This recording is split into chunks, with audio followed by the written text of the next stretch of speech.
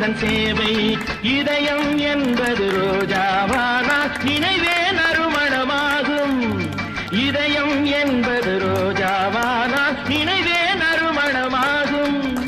எங்கே இதயம் அங்கே வாழும் அன்பே என்னை ஆளும்.